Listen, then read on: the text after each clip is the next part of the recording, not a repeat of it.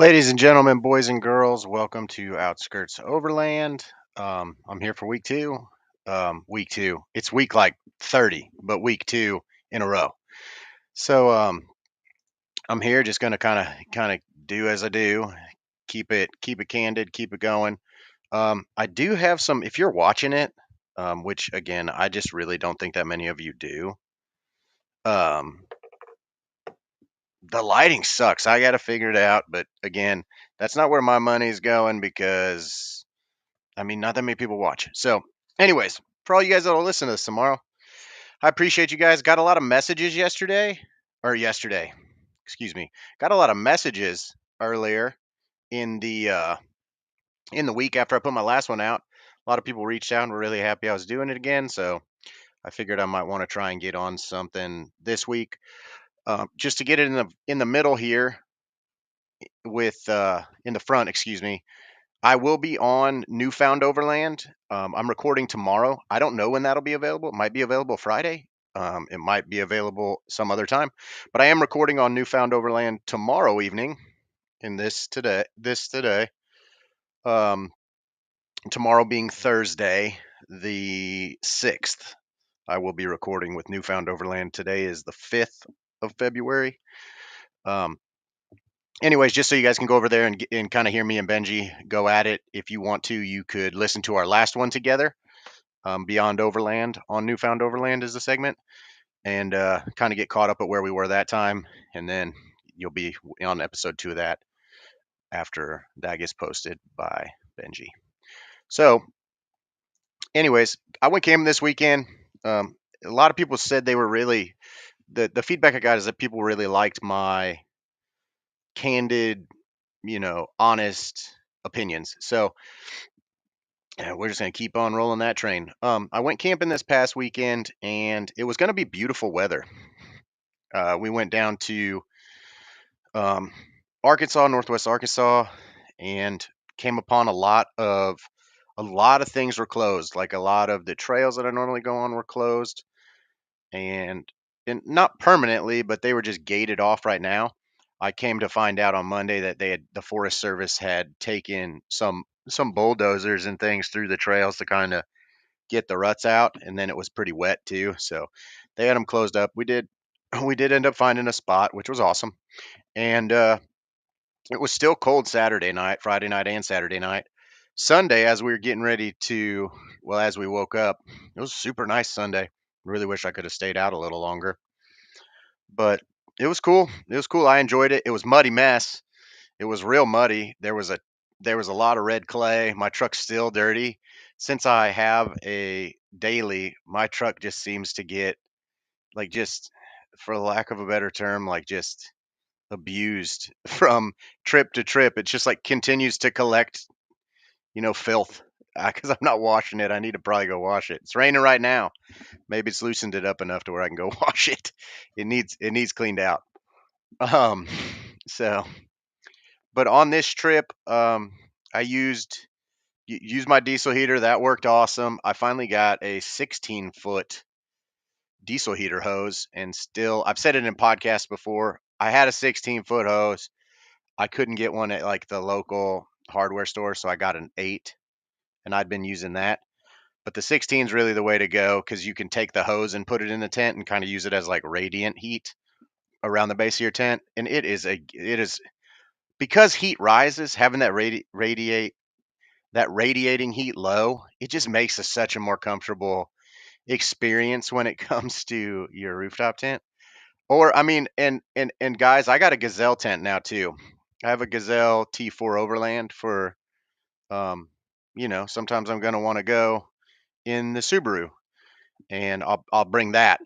I haven't camped in it yet, so I can't tell you guys literally anything about how that whole. I've put it up and take it down, put it in the bag, and get it on the roof rack, whatever. But I have not taken it out to see. I am concerned if a diesel heater will warm up a Gazelle tent because the T4 is a bigger one. I don't know. I might need two diesel heaters, or something. I don't know. But I will, for those of you that are Gazelle people, I will have that information at some point. I plan to take that tent out sometime where a diesel heater in a season and time where a diesel heater will still be necessary. But I am a little concerned about it. But the 16, nonetheless, 16-foot hose, got it on Amazon. I actually bought two because they're like PVC covered, kind of. And I notice that when they get hot, if you scrunch them up while they're hot and then they cool, like some of that comes off. And I don't know. Those of you that know what I'm talking about know what I'm talking about. But so I have two with me at all times now because the 16-foot is just that much better. And and I just have the normal end to it that you could spin or direct the stuff any which way. So that was great. I had done, I don't know, 10 nights with the diesel heater with the 8-foot hose, and just with the air blowing in and not the radiant from the hose down below, and it sucked. It was like just not as comfortable. And if you're gonna have a diesel heater, I mean, the whole point is comfort, so you may as well find a way to make it the most comfortable, in my opinion. And just having the extra length of hose is beyond amazing. Uh, but this weekend I came up to, it was muddy and it was nasty. And I took my girlfriend. This is the second or third time she's went with me. And we are talking about it. And one thing that I am not the rest of the world in this scenario, but when it comes to essentially bathroom situation, or even just changing situation, I mean, I have no problem getting naked in the woods and changing. That's not a problem for me. I have no problem, going to the bathroom in the woods in any way, shape, or form. I will shower with my portable shower just in the open air. I think you guys can understand where I'm headed with this. But we are talking about it, and I've been thinking, you know, if she wanted to go on longer trips with me, I'm a very big proponent, and you guys can listen to some of my past podcasts, but I'm a huge proponent of if people are going with you, you don't want to set them up for failure. You want them to enjoy it. So you got to find some non negotiables. And I'm not saying this is a non negotiable for her at all, but it is something that you just, you could tell there is a little bit less comfort with the situation of changing bathroom, things like that, for privacy reasons, not like it's because it's outside. So I have been throwing around the idea of getting like one of those little fold out awning things that makes a room like a privacy room or whatever. I'll see. I don't even know what they cost.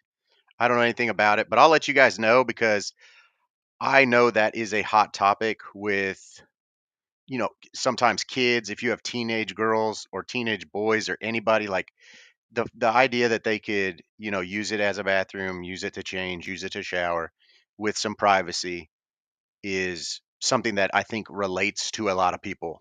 I think it relates to a ton of people. Me by myself, it doesn't relate to. It's not like, oh, he's hardcore or whatever. No, I just don't care. Um, I just don't care, to be honest. Like it just doesn't. I don't have that self-conscious, like uncomfortable bone in me. Like I'll just go to the bathroom in the woods and get naked in the woods and change, and I'm not doing it fast. I'm not like in a hurry. I don't care. Like I don't care.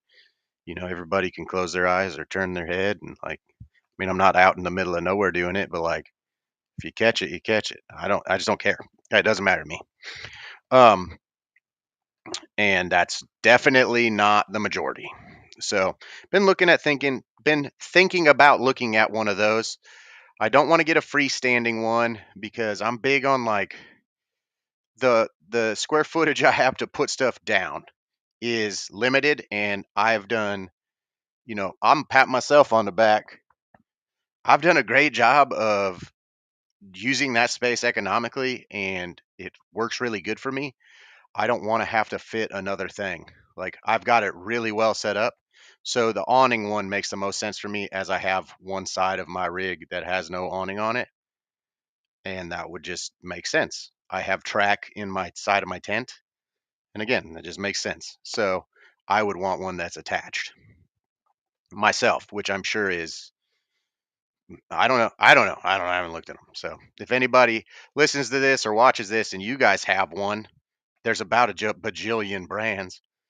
I mean, a good review goes a long way with me from somebody that's a real person, not on YouTube or promoted, promoted reviews on Google or Yelp or whatever. Like somebody that didn't get paid or isn't getting paid to tell me what they think of something. Let me know because I would, I'd love to do that. But again, I will say this again. I do not want a freestanding one. So if that is what you have and you love it, I am happy for you. But that is not going to work for me. Just because I don't want to move. If you take 4 inches of space in my rig, I don't have that. Like all my stuff is fit in a way that like it's fit. Like it's fit. And it took lots and lots and lots of measuring to make it fit that well. So I am in no way, shape, or form have interest in if I'm adding that because that's something I don't have. I don't need anything else from what I do have. But again, for comfort purposes, my kids, my girlfriend, things of that nature, it might be a good thing to have. So I'll look into it and kind of assess from there. Um, Having one, I was looking today, and because I'll take the kids in the Subaru, having one that attaches to like a normal Thule rack would be cool, and they make them. So I may even have two. I don't know. I mean, it's just more of making it comfortable. Uh, so that was really cool. We camped by a waterfall. I try to a lot find new places, and I know that a lot of people in this hobby, I'll say hobby, in this that live this outdoor camping lifestyle, they go to at least in overlanding. I don't think there's camping events, without trucks and stuff. I don't think there's like people that like hike out and camp together. I might be completely wrong. I don't know. I have no idea, but like there's a lot of overlanding events, and I see people that go to those extremely regularly, and I find myself questioning, and I go to them because to me, okay, in the movie Tombstone, they ask Wyatt Earp why he's sick and why he's going to help somebody, and he's like, because he's my friend, and he says, well, I got a lot of friends, and then Wyatt Earp says, well, I don't, and that's kind of me. So I go to some of these events. I have friends that have businesses and friends that sponsor events, and I'm just being supportive. So that's why I'm going to those things, to just to support them, and be there for them because they got to be there because it's part of their business or their fundraiser or their, and so I go. But but by doing that, I'm seeing people that go to those a lot, and no shade thrown there. But I wonder what keeps them from going out alone and exploring and finding new places. I wonder if it's the navigation piece, if it's the confidence piece, if it's not maybe it's like comfortable with recovery slash not having recovery gear. I don't know, but I know that I have such a damn good time going and exploring, by myself or with my girlfriend or one other person, like another rig. Not big convoys, not big groups, not people I don't know, people that how comfortable they are doing what we're doing, and brainstorming. And you come up to places like I already explained earlier where stuff's closed. Stuff that wasn't closed a month ago is closed today. For who knows what reason. Flooding, down trees, washed out road, they just bulldozed, like who knows why specifically that might be closed down, but it is. And it does take a level of aptitude and confidence to just stop where it's closed and find a new place to go. We could go here, here, here, here, there, and just looking at it, like Google satelliting it. It's, and that's not for everybody. And I'm gonna be real honest with you guys. When I first started going with electronic maps and stuff, I hated it. So I'm with you guys. Like when I first started using Gaia, now I use Onyx now, and I'm much more familiar with Onyx. Gaia Gaia just didn't Gaia didn't serve me a whole hell of a lot better than a regular old like a map, you know. And yeah, so that's just me. I know a lot of people like Gaia. I'm an Onyx person. I love Onyx. That's where I'm at. Um, Sorry for the yawn. It's not that late, but that's where I'm at. So I just wonder what keeps people going to these events. Is it known locations? Is it, you know, it, and again, this is me, not you, if that's you, but like, is it just the group? Is it, that that's somewhat more, and I don't want this to sound negative, but is it somewhat more of like like you don't have to put as much work in.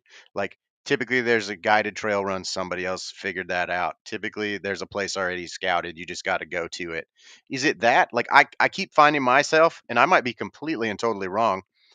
Um yeah, and it's just hard, it's hard for me to think it's not navigation. And I want to say for sure, Brian, thank you very much for the happy 1 year. I appreciate that. And then Johnny said Onyx helped us find a new way to go. But Johnny goes with me, okay? Like I have other friends in this hobby, but Johnny is with me. Johnny completely and totally understands that like everything's tentative because you never know what's going to be closed. You can even look at the MVUM map and it says it's open and you show up and it ain't open. So I think it's some it's a self confidence. But if that's something that people are looking um to learn about, maybe I am not. I mean, this is on YouTube, and you might be watching it on YouTube. I'm not like a YouTube video person, but I would try my hardest to show some of you guys how I you know, plan, and I have air quotes going plan because it's all only tentative because you never know if it's open, closed, flooded, doesn't exist anymore, has been shut down forever. You just don't know. So you have to be okay with like finding a new spot. Or if you're not even confident enough to find a new spot, if that spot didn't work, you got to have enough gumption to just park on the side of a road or a trail and just camp there. I have camped in the middle of a trail before. Like, I don't want to drive anymore. I'm done. It's 11. We camping here. Like literally on the track. Period. Camped there. And I think that takes a level of confidence and a little bit like if you're an anxious person, could probably bother you all night. Like somebody's gonna come up on us. And you know what? Cross that bridge when you get to it. um that I've crossed a ton of bridges, guys. But sometimes you just got, and that's how you learn. That is how you learn. And it's extremely important if you're somebody that's listening to this and you're like, I'm going to take this on before I make a video about anything. Offline maps, okay? Make sure you get offline maps. Offline maps meaning you can download certain sections of area on Gaia or Onyx, so you have them offline, because if you rely on service, I can assure you, I'm only looking for places that don't have that. So those maps will be useless to you if you don't download offline maps. So make sure offline maps is huge. Like I'm not going to get too into that subject anymore, but like remember offline maps. Um, Big time. If you have a tablet, like an iPad or a Android tablet, Galaxy tablet, even an old phone that you could download offline maps on, having something separate from your physical phone to navigate with is great. If you go to use your screen in your vehicle, depending on the vehicle, it's not as user that Onyx or Gaia, neither is user friendly on your infotainment on your car. So I do recommend having a separate device uh, if that's doable. I did forever without one. It just is a it just kind of is a pain. And if you were somebody that was apprehensive about it to begin with, I'd try to find as many points of contention, points of, I'm looking for a word, like friction. I would try to get rid of those. I'd try to get rid of all the kind of the choke points for you. Make it as easy as you can so you don't just get overwhelmed. That can happen. I can see this hobby being, real overwhelming. You get to an obstacle you're not comfortable doing. Well, you can't turn around. You get to a place that's closed. You don't know how to navigate away. Like There's a lot. You get stuck and you don't know how to do anything with that, And maybe that's what brings people to the events. Like there's people around, like myself and others that are within, some amount of close proximity to go get you out or help you out or and maybe that's why. But at some point I am of the opinion you have to go and learn it yourself. And no matter how much somebody else teaches you, air quotes again, teaches you, it will not be as good of a teacher as failure. And that is why I am competent at all is just failure. Like, and they're not huge failures. Like, it's still a good day where your food went bad in your fridge, or your power station ran out of juice, or you got stuck. It's still a good day camping. It's still a good day out. It's just now you just got a new skill with it too. So it don't. I say the number one thing, and I probably said this on 50 million trillion of these podcasts, ones that are mine and not mine. The number one thing you have to do to go out and travel alone or travel just in single vehicle is a good attitude. A good attitude is all you need. Just a positive attitude. Like I wrecked the ever loving hell out of my truck. And I can tell you right now, Johnny came and met me, and I was just like, yeah, that happened. And I just carried on with my day like it was nothing because you know what? What's a bad attitude going to do? It's going to ruin what should be a relaxing time. And yeah, my truck got jacked up and that sucked. But like also, it's not going to get fixed in the woods and that's where I'm at. So let's enjoy that right now, you know? Shit happens. Move on, pivot. So a good attitude, I'm not always, I'm not perfect, but a good attitude is the number one thing. The number one piece of equipment you need is positive thinking, good attitude.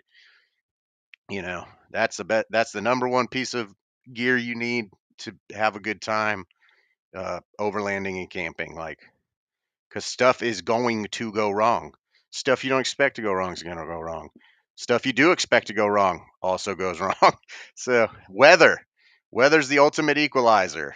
You never know what weather's going to do. You can try your best with your apps and your thing, but like it a lot of times does something different than what you would ever think is coming. So that's how I learned to always have rain gear in my truck. My truck has 24/7 rain gear in it. I hate being cold and wet. Hell, I hate just being wet. So like extra socks, underwear, and rain gear, they don't get put in my truck. I have like they live there.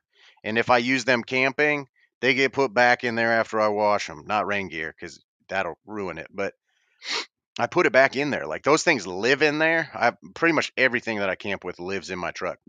If I take it out to like wash it or clean it, who even knows? May not ever make it back in there, and then there's a failure. Like there's another one. Like I have no solution for that unless you just buy new stuff every time, and that is not good advice. So I don't really know. I have been on this tangent lately, and if Johnny's still listening, this is still going on from like September. I am gonna find a way to take baby wipes and combine them with Dawn dishwashing soap to make some type of dish cleaning wipe. Because I tell you, that's the thing I mess up the most. I'll find a solution to that because it doesn't exist.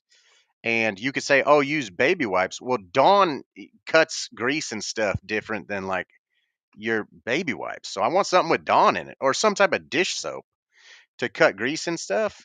And just bringing them in the house when I'm done and putting them in the dishwasher. Man, that's the thing I forget more than anything is the damn silverware and bowls and plates because I brought them in to wash them. I need to find a way to clean them at camp and put them away, cleaned. And I was thinking, man, maybe I'm gonna get some baby wipes. They make baby wipes that say like 99% water. I'm a dad of three, so like you might not even know this, but they make baby wipes that aren't quite like normal baby wipes. And I've been thinking about putting like Dawn Power Wash into those baby wipes and like shaking it around, seeing if it works. Yeah, Johnny said he knows me, so he knows I was thinking about it and talking about it one night. He said, I'm waiting for you to make it. He's like, it's a good idea. And it is a good idea. I'll be real honest with you guys. I don't know if I even told Johnny. I emailed Dawn Soap and was like, you guys know those tub of wipes for scrubbing hands that have the little bit of grit? I said, man, it'd be a really cool thing if you guys made a kit of like 2 that was like the scrubbable wipes with Dawn and then like washing wipes, like do the Dawn and then wash it off with this wipe. That didn't not go anywhere. I mean, there's an email chain, but I don't I don't know. I don't even, if that ever comes to be, you guys will know right now, I'm the guy that brought that to them. I'm that guy. Uh, but I got to make some because that drives me absolutely insane when I forget my bowls or plates or I hate that. I hate it, and it is the bane of my existence currently. I've had many banes of my existence, but cleaning dishes at camp, clean, I got water, and everybody's gonna say, "Oh, rinse it off with what?" Yeah, cool. That's not clean though. Like I want them to be clean so I can eat on them repetitively. For those of you that know, I go camping a lot. Like this isn't like they're gonna get cleaned once or twice. They're gonna get cleaned like 10 to 15 times a month, maybe more, maybe 30, depending on how many meals I eat. Like, it's a thing for me. Um, so I definitely am like, man, we need this thing. So we'll see if it comes out. And Johnny said Dawn's about to release the best kitchen camping tool ever. And you know what? They might not, but I might just be able to teach you guys how to make them. And you know, I might just be able to teach you guys how to make them. Maybe I'll make them and they work good. I mean, I'll make many things of them. I don't know. Do I take all the baby wipes out, put them in a Ziploc and do it, or do I keep them in the baby wipe thing? Who even knows? They make you reusable baby wipe things, I think, for like toilet wipes, like flushable wipes. That's probably the direction I should look. Something reusable. Anyways, my brain's just working with you guys right now. I'll figure this out. I was talking about it again this weekend. So for like it's December, Jesus, it's February 5th. I've been talking about this since the middle of September.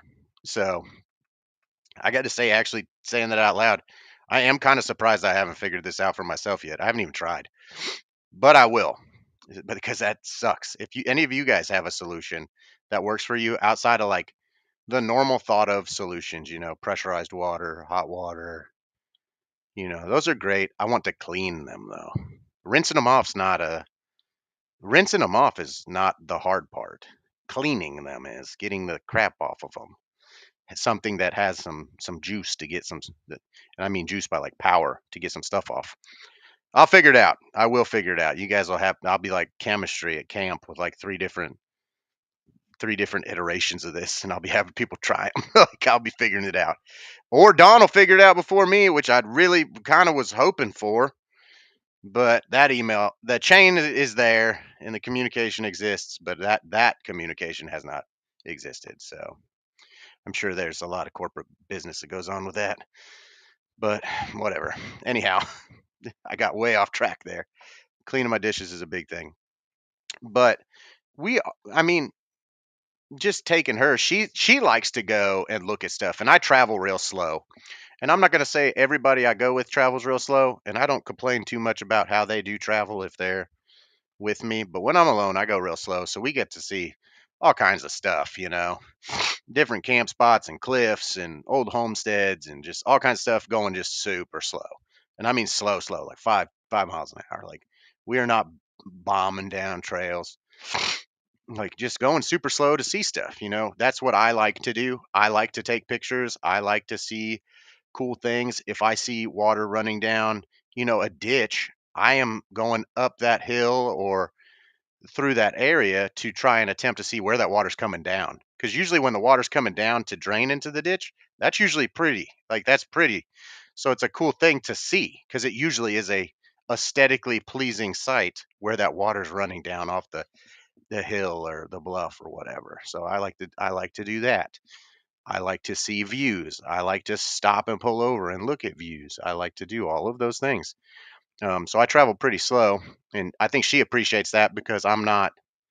I think she really appreciates that, and that's just happenstance because I don't travel fast in general. Like I'm totally cool to stop wherever for anything, whether that's on the way down or while we're in outside or whatever. I'm down to stop. Like I just got to be home by 8 the next, on Sunday. I just got to be home by 8 on Monday to go to work. And you know what? If we're screwing around till midnight and I get home at 4 in the morning, like that's again positive attitude. That's like a good day. Like I didn't get home early. That means I was doing something worth doing. Um, maybe that'll skew some of your guys' mentality, but yeah, I don't mind. I don't mind any of that. Like I am very fulfilled with the travel, with the exploration, with all of it, the camping, the experience, that I don't see getting home late as a problem. I see that as it's quite the opposite. Like that's a good thing. Like I was doing cool stuff that is more important than getting home and getting back to life and doing laundry and bills. That stuff sucks. I don't like that stuff. Um, and yeah, hopefully this podcast lasts till a time where I live full time, not in a house. You know, and that would be so ideal for me. The ideal thought, like an ideal dream of mine. I split it pretty well right now. 50, probably like maybe 40-60, sometimes 50-50, out and in. But I think that's more work than just being out all the time. I think it's a lot more work, which is why I want Dawn wipes so I just can eliminate that one step of bringing crap inside and washing it and taking it back out and putting it away. Those things get fatiguing, all those steps, because your clothes got to get washed. Got to do that. I'm also in the market for a new duffel bag. Random thing, doesn't have much to do with just my truck, but I'm in the market for a new duffel bag. Speaking of that, if Johnny's still watching, I looked at Peak Designs bags. Johnny's a big fan of Peak Designs. I looked at Peak Designs bags, Eagle Creek bags, and Cotopaxi bags, duffel bags, because I am, and that I'll just dive into it. We're at 30 minutes. We'll just dive into it. I am a very big gear research person because I bought a lot of fancy, very, very, very loosely labeled fancy. I have bought a lot of expensive gear that is quote unquote name brand that I tore up. Like, not like, and I'm not saying like the rain gear didn't repel rain, but the stitching didn't last. Like, so I'm super duper research heavy on stuff I buy. And if I can't find something I like, I divert to the cheapest thing at Walmart that will suffice until I can research enough to find the really good thing to buy. And I am big on that across the board. I've had good luck with some brands that you wouldn't expect, and I've had bad luck with some brands you certainly wouldn't expect. Just tearing stuff up. I mean, I use my stuff. I mean, that's just what it is. And when you see stuff wearing but not breaking, that's a good sign, because a lot of my stuff fails before it even really has a lot of wear on it. Whether that's boots, shoes, socks, pants, shirts, gear in my truck, like some of it's not meant to be used as much as I'm using it. Um, Step 22, I did not see that they make one. Johnny just said Osprey's got a sick travel bag. Osprey does have a sick travel bag, and while my budget is relatively large, it is not large enough for the Osprey travel bag. For that piece of gear, I'm not going to spend that much money. I got a budget in my mind, and it is awesome. There's also the Osprey also makes one that's like a duffel bag, two-wheel roll duffel bag that's got like a little bit. It is super sick too, but it's like a lot of money. Um, but he says he has an Osprey one the last name 7 years, and he's not been nice to it. And that's the stuff I want. I want like gonna last forever stuff. And I've heard it so many times from people. I've talked about this subject and they're not familiar with like how I use things or what I even like they know, my truck's built to camp and off-road and stuff, but they don't understand like how hard this hobby can be on outerwear. Like like your duffel bags, towels even. I have like Nomadics towels. Best towels you can get for camping. Don't care what anybody says. And I've had a bunch. Stupid thing to have a bunch of, but when you got them unraveling at the ends and some of them smell moldy after a certain amount of time. Like Nomadics doesn't happen. I got like 3 of them. I don't even know what they cost, and it doesn't matter. I have three and they'll last forever, and I've had all of my Nomadix towels for 5+ years. Great product. They almost make such a good product. I don't know that they'll stay in business forever because you don't need another one. Anyways, but when it comes to certain things, you're hard on it. This hobby's not, you know, there's not a hotel, there's not a travel trailer like your rain gear. If it's raining, you're going to be out in the rain. If it's muddy, you're going to be in the mud. Like if it's sandy, you're going to be in the sand. If you've got to be crawling under a rig and contorting like seams in pants, like I have had some really high level stuff, and that's just what I was getting to is people are like buy once, cry once. And I found myself crying buying another expensive thing again because the first expensive thing sucked. And I'm not going to go down on brands because I've had pieces of equipment from brands that sucked, and that same brand has a different piece of equipment that I've had forever. So you really got to pay attention to like specifics. Like certain brands are good at certain things, but by far and large they're not good at everything. So if you know somebody's good at this, just stick to that. I don't have a lot of like matchy matchy because of that. Because some things just aren't as good. So that's just I'll just put that out there. I mean, I just watched a freaking I don't know if you can call it a documentary, but like a video on just Gore-Tex. Like did not camping, just Gore-Tex and DuPont and Teflon and Gore-Tex and blah blah like cuz I'm like, dude, I'm sick of buying stuff. Like I I have bought so much stuff. I have like purchase fatigue. Like I want to have stuff that just works. I'm confident in it working. It's not going to let me down and I can just use it forever. Like I don't want to keep buying and shopping and so that's where I'm at. Duffel bags where I'm at. Anyways, and I've been looking at different ones and different characteristics of like different models and I I'm leaning Osprey's always going to be good in the bag game for sure. But I am leaning toward I even looked at what is it? Eberl stock.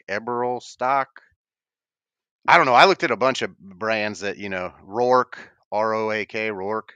It's another brand, but like there's specific characteristics I want and the Cotopaxi one, ironically, not a brand I have anything else. I don't have any Cotopaxi stuff because it's like very flamboyantly colored, but I have not had a duffel bag for like a good one for ever, like never have had a good one.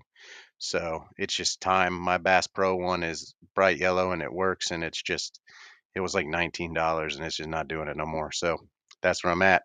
Duffel bag shopping. Really like the Cotopaxi one. It's got all the things I want, and and so I think that's more or less what I may go with.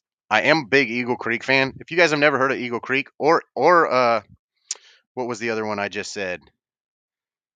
Dang it, Peak Designs. Eagle Creek and Peak Designs are kind of niche in like the backpack community more so, but really good gear. I have like some Eagle Creek little bags. When I pack my duffels and stuff, I like to have stuff in like organizational bags. So nothing's like loose. Like t-shirts are in a bag, pants are in a bag, underwear's in a bag. So I can just label the bag, and every time I pack those things, it goes in that little packing cube thing. And I can just pull it out too, and I'm not like digging my shirts out and losing a sock here. And I'm big into that too. That's just again, you do this so much, and you'll start looking for solutions, and that's what you'll find. And you can get those at Walmart, like those on they're packing cubes. I have some Eagle Creek ones. They were a gift, and I'm sure they were way too much money. Awesome gift from me though, but I'm sure they were way too much money. I have a toiletry bag too, and I bet it was who even knows. But like it looks brand new still, and it's 2.5, 3 years old. So that matters to me. Mountain Hardware makes amazing stuff. I have multiple pieces of Mountain Hardware gear, um, too. But anyways, I'm getting down a rabbit hole with you guys, and sometimes I think you guys like that, and sometimes I think you don't. Um, but yeah, so I'm looking at duffel bag now. That's where I'm at in my kit duffel bag. Because again, I talked about earlier, like square footage is I mean, stuff has a spot in my truck. So even when it comes to a duffel bag, this brand makes a 50 liter, this brand makes a 55 liter, and this brand makes a 60 liter, this brand makes a 70. I got to look, like, I'm looking not only at what I like about the construction, it's like tape measure city in my life. Like, if I fill this thing, can I still also have an extra pair of boots and like, I have camp slipper things? Can I have will all my diesel heater equipment, hoses and stuff fit back there? I have a power station back there. I got my ladder back there. I got my dry food has a spot in the back. Like, I can't have a bag that's too big. So that matters too. And I'm not trying to make this more complicated or over make anybody like, oh my God, there's so much that goes into it. Like, my rig is quote unquote dialed, and that is to a specific, schematic. Um, as far as storage, I think you can build your truck as off-road capable as you want, but I think the hobby of overlanding lies in organization, storage and organization, because there's nothing worse than like going for something and it's in a different place every time. That takes away from the experience as well. So I think organization is like huge, huge, huge, and it is to me. So the bag fitting and my seat delete in the back where I want it to fit when it's full and still leaving room in front of my bag is all my air up, air down stuff, is my baby wipes, is an extra pair of boots. Like, yeah, it's got to have that room still. If it doesn't have that room, I don't care how cool it is, it's getting sent back. So I'm always measuring, how big is the footprint? How big is it this way? How tall is it? Will it still fit my stuff on top of it? Is there any room between my pack out that my power station in the back is in and that bag so I could put, what can I put in there? Like, it all matters to me, and it is very important that it fits and it fits well. Um, so yeah, maybe that gives you guys kind of some insight into how I do everything. Like, I have a box on my roof rack. It fits. I have a box in the bed of my truck. Fits perfect. I have multiple things. If you guys were to ever look at my truck, you'll be like, "Oh yeah."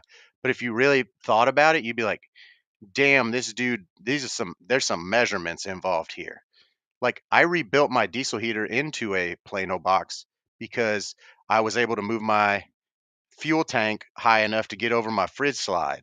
Like stuff like that. So it slides in perfectly. Like, slides in, and it slides in perfectly and holds itself there. I don't have to have straps somewhere, and like, it stays. Like, that stuff matters to me a ton. Is there room for it? Does it fit? Is it secure? How does that work? Does it allow for me to have space to get to other things? Like, you don't want just a huge ball of like dirty laundry back there of crap coats and like, yeah, just stuff has a place and it goes there, and I love that. But it does, now I'm getting down to the wire of things I want to buy, and it's much more complicated than it probably should be. Like, just if you were going on a trip to Cancun, like, you just need a freaking duffel bag, right? I need a duffel bag that's like, you know, less than 24 inches long and, you know, 14 inches wide or something like that. I mean, that's not accurate, but like, it matters. Like, so I'm like, oh, I like this bag. And I scroll down to the specs. And I'm like, that one's out. Like, just based on the how it's size of it. Um, so that stuff all matters to me, and how it opens matters because I will have stuff on top of it. So that matters too. A lot of them fold out long ways. Anyways, I'm just going on and on and on about duffel bags, and you guys probably don't care. But yeah, so just picking gear is huge for me to just get stuff. It's not even buy once, cry once. It's buy what you want slash need once, and do your research. Don't just buy the most expensive or the thing with the best reviews. Like, in my case, I've found it very beneficial to find what I need for me. What's important to me? How do I use this? Is it waterproof? Is it, is it, does it have more layers for being on the ground? Does it have, is anything about it waterproof characteristics? Does it waterlog? Is this stuff nylon? Is it gonna deteriorate? Like, stuff like that matters on all my gear. And because there is some gear that just standard procedure is X, Y, and Z, you know, and you want to still find the better quality of that thing, like fridge slides. I think almost every fridge slide is going to be pretty much like my fridge slide, but I got one that has replaceable packable bearings because, again, I don't want a fridge slide that craps out on me and now I'm just out. So mine, I can repair mine. Like I can take it apart and fix it. There's nothing on it I can't fix. So I spent some money on it, but that matters. Serviceability of it matters. To me, again, to me, if you're just getting into it and you just can't afford good stuff, I would say again, a great method is the cheapest thing at Walmart. Like get the really really cheap stuff if you don't feel like taking the time to do the research or don't have the funds to get the thing you want. Just get the absolute positively cheapest thing you can find that will work, because I see people buy mid-level gear, like buy low-level gear, then mid-level gear, then high-level gear. Well, you've spent way too much now. Like you've over killed your budget, and that's with tents, that's with racks, that's with, don't buy the stuff you're really not into buying just to have something that's not crap. I am a huge proponent of buy the crappiest stuff you can get until you can afford the stuff you want. And anything in between that you're settling with is probably more money than you want to spend for the quality that it is. Just get the stuff that's cheap and make it work, and then you'll kind of learn a little from that on what you want or need down the road. And I think that is a rule of thumb I would tell anyone. Actually, just anyone. Don't spend money on stuff you think is great. Try and do it even without that. Like, so for instance, my truck has a bed rack on it, and I had a camper shell previously, but like I did, honestly, I camped a lot without a rack, like rack tonneau cover in my previous truck. It didn't have that. I made a rack out of, I got given free, my first rack on my Titan, which was the first rack I ever had. I made out of free metal pallets. I cut them all up with a grinder. I cleaned every single bar up, and I took them all and made a design and welded it up. And that was my rack. It was free. It cost me some 035, MIG wire, whatever, and maybe two grinding wheels. Like, cool. It didn't cost a lot. So what is those things? Probably, I don't know. I probably had $20 in it and some paint that was left over. So like, but I camped a lot without a rack until I was like, yeah, I want a rooftop tent. I'm sick of doing the ground tent. I want a rooftop tent. I need a rack. I'm not buying a rack because they're extremely expensive. I don't know what I'm looking for, what I want. And the rack I built wasn't what I want, but it led me to what I want.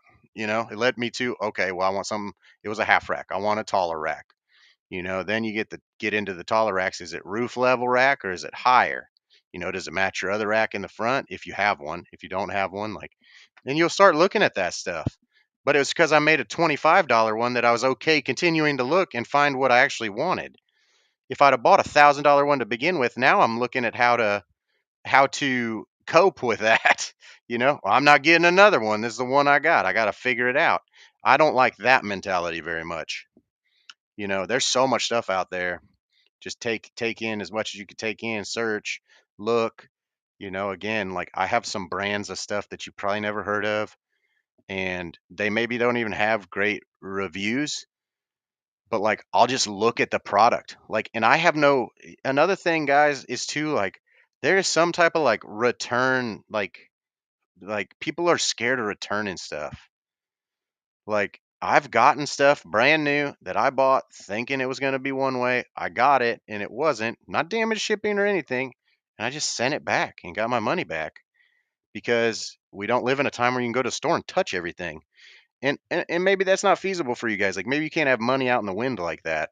Um, some of the bigger things for sure, for real sure.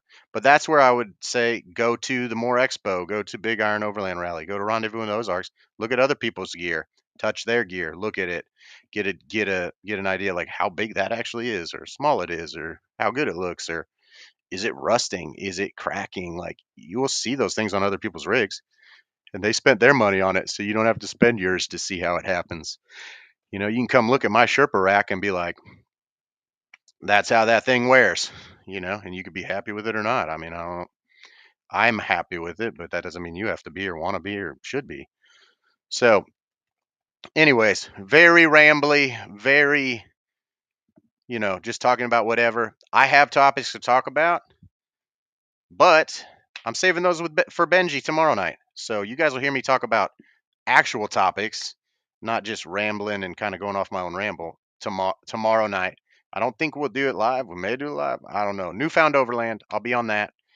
It might come out Friday or Saturday or next week. I don't know, but I'll be on that.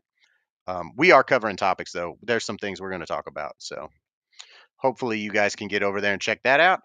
And until then, just get outside, and I'll see you guys later.